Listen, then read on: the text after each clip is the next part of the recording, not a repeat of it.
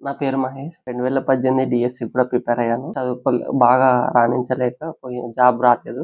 But తర్వాత నేను private field జాబ్‌కెళ్ళిపోయి job చేసుకొని, ఇప్పుడు మళ్ళీ పోస్టుల సంఖ్య పెరగడం వల్ల చదువుకోవాలనే ఆతృతతో మన అశోక్ స్టడీ సర్కిల్ కోచింగ్ సెంటర్‌ని ఎంపికగా చేసుకున్నాను. దీంట్లో గత 5 సంవత్సరాలుగా మా ఫ్రెండ్స్ అందరూ కోచింగ్ తీసుకొని, ఇంటెన్సివ్ బ్యాచ్‌లో బాగా చదువుకొని మంచి మార్కులు తెచ్చుకుంటున్నారు. అందువల్ల నేను కూడా వాళ్ళ సలహాతో ఇక్కడ జాయిన్ అయ్యి చక్కగా చదువుకుంటూ ఎగ్జామ్స్ రాస్తూ ఎగ్జామ్స్ తర్వాత ఎగ్జామ్స్ అంటే నార్మల్ ఎగ్జామ్స్ కాదు మనకి. ఒక్క ఒక్క సబ్జెక్ట్‌కి 200 ప్రశ్నలు ఉంటాయి.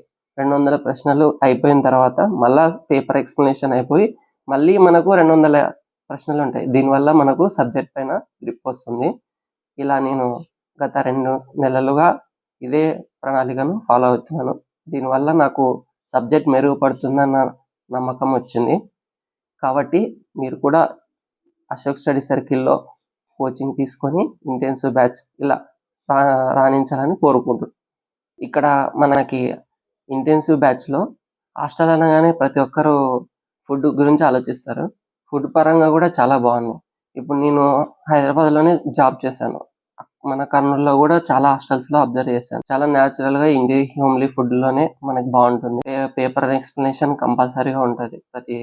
ఈ కోచింగ్ సెంటర్ ఎన్నుకోవడం వల్ల చాలా లాభాలున్నాయి.